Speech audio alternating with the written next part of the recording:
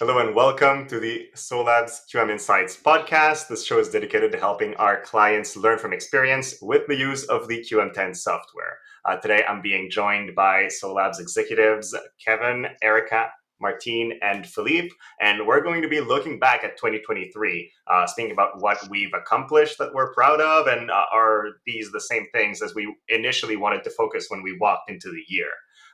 We have this in both audio and video format. So if you're looking at one and you'd like to see us visually as well, talk together, this is available on YouTube, which is a new thing we're testing out this time. So with that said, I'd like to first ask Kevin, head of engineering at SOLABS, what were your areas of focus walking into 2023? We were aiming to change the development process that we had previously used for a few years. So we managed to implement Lean Kanban in this first phase, and we managed to do it in actually for all the work products that we currently have. So Mm-hmm. core software, QMapps, and QMST, which are basically tools for the core or the QMapps. So pretty happy. It's a first step. We have a few more to do, but we're there. So a foot is in the door, and we're moving forward. Yeah, that's pretty big. And then you're saying first phase. So how many phases do you think there are going to be for that overall outstanding project? Um, I will not answer that question without the presence of my lawyer. Perfect. Uh, So it's a I, long work in process. yeah. Yeah.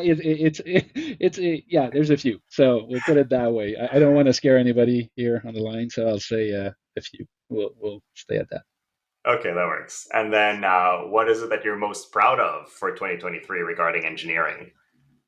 Honestly, it turns around Lean Kanban also. It would be the adoption rate. The team, handled all those changes like champs. It's not easy to change the entirety of how you work, learn something new, and Hmm. still give a high output. So yeah, thumbs up to all the team. I don't know if they watch the podcast, but that would be what I'm most proud of.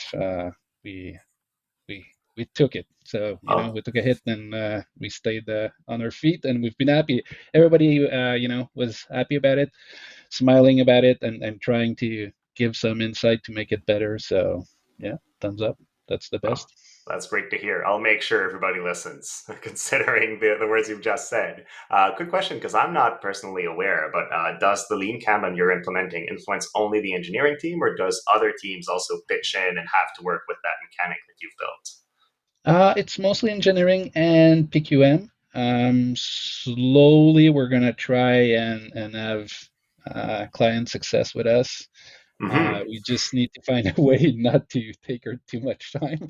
I see. Yeah, she seems so so entailed into being in Lean Kanban, but yeah, it's mostly engineering and PQM, a bit CS eventually in a small part. So.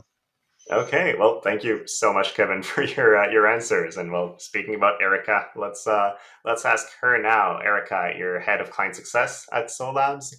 When you walked into 2023, what were your main areas of focus for the upcoming year?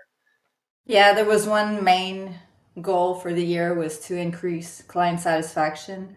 So and that goes through different channels. So it's kind of difficult to explain the overall holistic approach of what that was, but there are many initiatives that we took on, and we were supported a lot by engineering in terms of those initiatives, such as building dashboards and custom reports for clients, making sure that we continuously take feedback, Philippe and I, from clients, and that we log that and it's shared internally so that the people that don't necessarily face clients on a regular basis have the information and can manage that. Also, with the implementation of Lean Kanban, well, there's a notion of client input and risk and things that are really valuable to the industry. So there's different initiatives that we put into place, a lot of client success assistance that we provide to clients to help them. There's a lot of missing labor on the market, so we've been really helpful to them. And then one thing that was really important to bring back was the user group meeting. So very proud Hmm. that we were able to host that in person. I know I've mentioned it like 100 million times, but it's a big accomplishment bringing that back from 2017, doing it in person after COVID and everything, and having that many attendees, and the energy was like awesome. The presenters were great. We had amazing social events. It was really a wonderful day, and now we're happy to bring it back in May 16th. Yeah, that's. I mean, you already answered what you're most proud of. I'm sure that was Right, right, this overall right. event.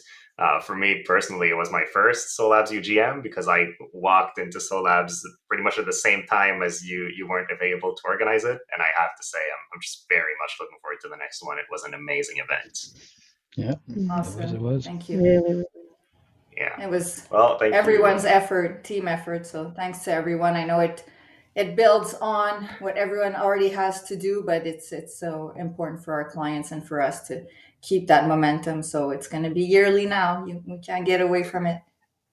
Yep, we're no choice anymore. All right, so moving on to Martine. So you're head of PQM, Product Quality Management at SOLABS. What were your areas of focus moving into 2023 for your department? Uh, to be honest, in terms of a quality system this year, we didn't have any big project or new processes to implement. We did have a lot for the last 2 years implementing the ISO certification that we've got. But this year was more following up on these new processes that we implemented, Hmm. being sure that everyone knows what they have to do and they have quality in mind, and that this is reflected on a day-to-day basis. So I cannot say that we completed this project or this one, but I can surely say that I'm proud that everyone is fully aware of the importance of quality in their day-to-day work. They know the system in place. They are fully aware of the importance of completing their action on time, doing their training, following up the processes, and Hmm. even people suggest a new avenue for improvement. So I'm pretty proud of that. Um, I know this will be reflected. We were supposed to have the ISO certification second maintenance audit, but it's going to be pushed to next year. But I'm sure that Okay. they will see that, and we will still succeed to get the certification. So that was a year of following up, and everyone is doing a great job in terms of quality. All Yeah. right, I'm very happy to hear that. I have to say, from my personal little bit of information, when we started doing this process, like we hopped onto meetings with the certification analyst, I guess, or counselor, and just the process over the last 2 years of uh, doing the commitments we had to do to maintain and actually receive the certification has deepened my own understanding of quality quite a bit. And I think this really helps in understanding the day to day realities of our clients who generally have these requirements in mind more than we do as a software company, right? So that was really helpful to me in my everyday job. Yeah, I think it was for everyone. So yeah, Yeah. you did, All you right. did a good job. Thank you. So then the last person I have on the line for this is Philippe. So you don't have a specific department. You're a CEO of SOLABS, although I guess you do take on a pretty big sales role as well. In general, what were your areas of focus walking into 2023? Areas of focus was really on improving customer satisfaction. Was really key this year.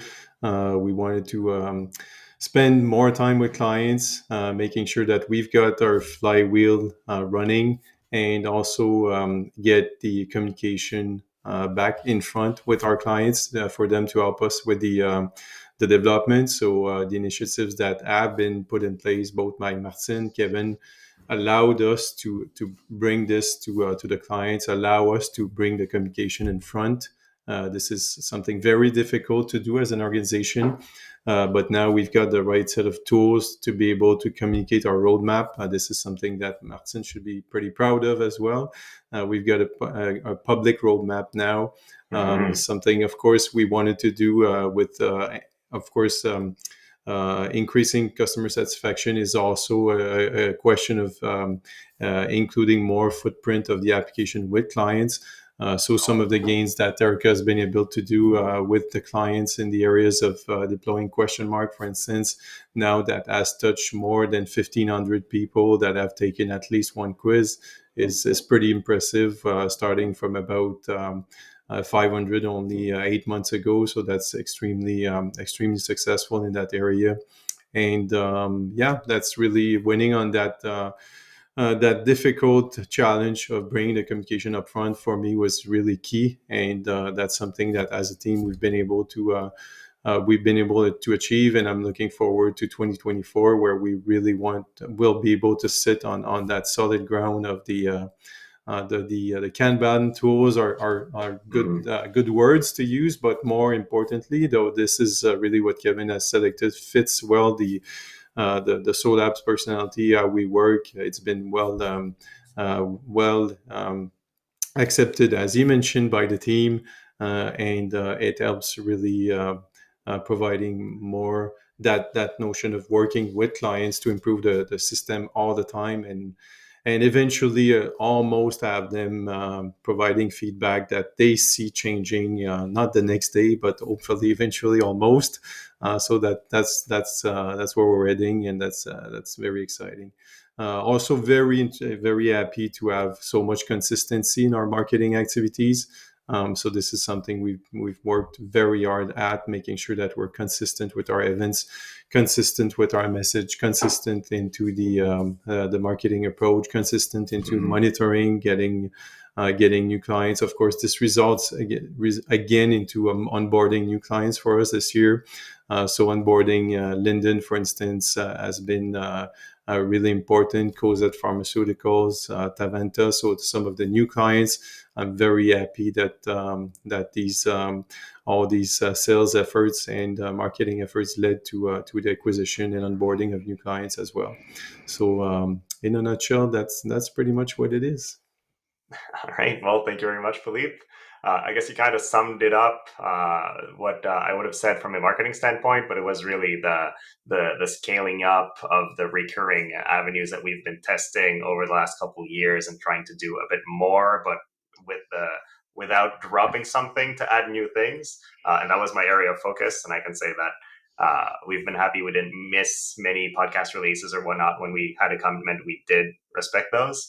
But from a what I'm most proud of standpoint, I have to say it's the demonstration and trial environment. So I've been taking those over in the beginning of 2023, and initially my first demonstration was a very, very stressful event for me because I was taking over somebody who did fantastic demonstrations prior to me.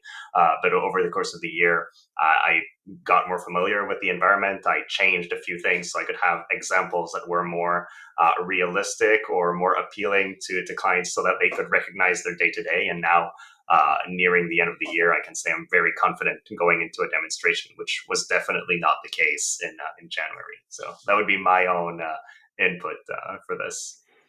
So yeah, thank you. And actually a good point on we could probably, Ericka should say a word for those who like Gretchen so much. I still look at her video once in a while, so I feel she's still with us. But Ericka, if you want to say a word where she's at and how happy she is. Yeah, so Gretchen is fully retired, and it's been difficult for us to lose her, but she's really happy. She had her son had a child, a baby, and it's her first granddaughter. So she moved. Her and her husband, they moved to Vermont to be closer to her sons, and they live in a great area near a lake like they used to, and they even have bears in their backyard. So they're very happy and close to the family. So now she can fully enjoy being a grandma, and she sends us some photos and gives us some news regularly. And we would love to visit her soon when we travel to the U.S. Okay, well, that's all the time we had for today's episode. Thank you so much, everyone, for taking some time out of your busy schedule to join me on a recording. And I hope you all have a great rest of your day. Yeah.